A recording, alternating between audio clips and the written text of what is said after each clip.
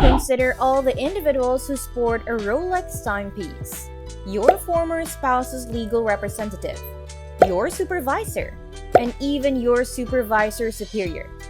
The luxury watch brand appeals to those with excessive amounts of money, a desire for social approval, or merely ordinary collectors who admire the watches as works of art, rather than symbol of status or influence. While owning a Rolex might feel like an accomplishment for most people on their path to becoming wealthy, possessing a luxury watch solely for this reason misses the point. The small ticking device on your wrist bears over a century of history, and in this video, we will explore the depths of this legacy. The Rolex company is a brainchild of one German orphan, Hans Wilsdorf, who lost his parents at the age of 12 and was sent to a boarding school in Coburg by his aunt and uncle. At the school, Hans learned to speak English fluently and was so proficient that he landed a job as a translator at a Swiss firm called Konecording after graduation. This company was one of Switzerland's most prominent watch exporters at the time. And while working there, Hans met some of the most influential individuals in the watchmaking industry. One of these associates was Hermann Eigler, who had recently inherited a sizable ébauche factory from his father. The French word ébauche refers to the unassembled components of a watch mechanism. With the aid of his newfound influential connections, Hans relocated to England and founded his own firm, Wilsdorf and Davis, in 1905. Davis was Hans' brother-in-law who had lent money to finance the endeavor. Hans' first priority was to acquire watches that he could sell. At the time, wristwatches were not very popular. They were fragile, imprecise, and primarily worn by women. Members of the upper class favored pocket watches, which were considered long-lasting and often passed down through generations. However, Hans saw a lot of potential in wristwatches and reached out to his acquaintance, Hermann Eigler. Eigler's factory manufactured high-quality wristwatches, which Hans imported to England and sold to local retailers. Initially, the success of Wilsdorf and Davis was primarily attributed to the superior quality of their Swiss-made watch mechanisms. However, Hans Wilsdorf had a shrewd sense of marketing and recognized the importance of creating a recognizable brand. To achieve this, he registered the name Rolex in 1908, which he then printed on the dials of all his watches. In order to enhance the credibility of the brand, Wilsdorf contacted two prestigious timekeeping institutes. The efforts paid off. In 1910, Rolex was awarded the Swiss Certificate of Chronometric Precision. And in 1914, the company produced the first wristwatch to receive a Class A precision rating from the Kew Observatory in London. During World War I, soldiers did not have wristwatches as part of their standard equipment, which made carrying pocket watches quite inconvenient. Rolex became a favorite among the military due to its durability and quality, which contributed to the brand's popularity. However, the British government imposed a 33% wartime import duty on luxury goods, including watches, which had a significant impact on Hans' business.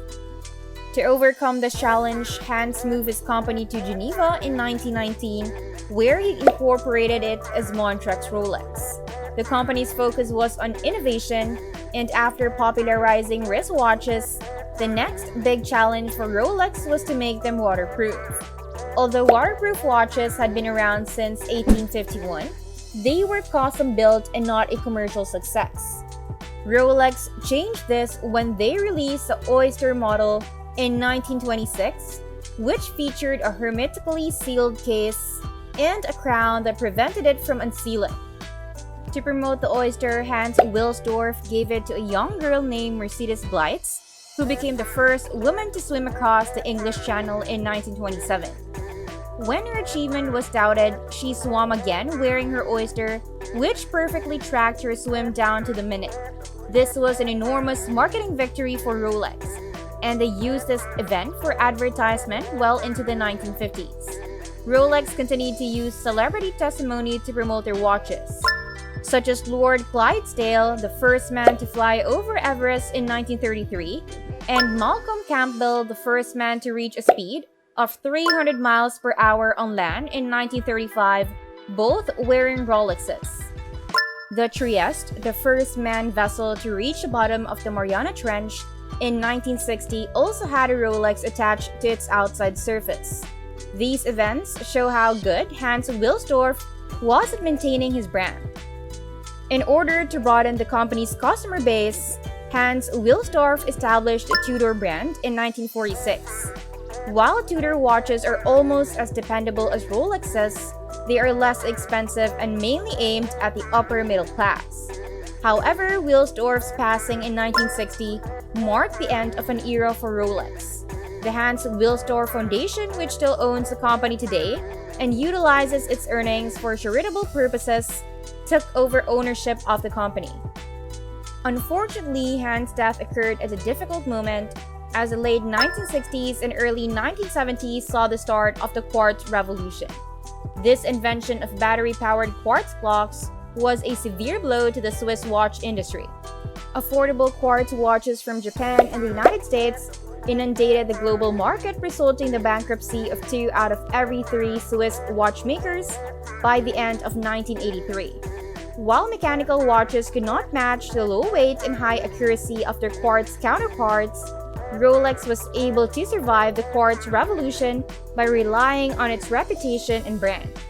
Despite being less precise than a quartz watch, a mechanical Rolex has a high collectible value because of the amount of work and hand assembly that goes into making one, which a mass-produced quartz watch lacks. A single Rolex watch takes over a year to produce, and the company does not outsource any of its production, focusing on quality as its top priority. The craftsmanship and attention to detail put into Rolex watches gives them a collectible value that mass-produced quartz watches lack. Rolex remains the largest watch producer in Switzerland, and although they only make up 1% of all watch sales worldwide, they represent 1/4 of the global market's value. Rolex is the official timekeeper for several high-profile sporting events, and the brand has become a symbol of wealth for both the affluent and powerful. It is impressive how Rolex has maintained its position as a leader in the luxury watch industry for over a century. And that's a wrap for today's episode. We hope you enjoyed learning about the incredible facts and stories we shared on our channel. If you're hungry for more amazing knowledge, be sure to subscribe to our channel and hit that notification bell so you won't miss any of our latest videos. Until next time, stay curious, keep learning, and be amazed by the world around you.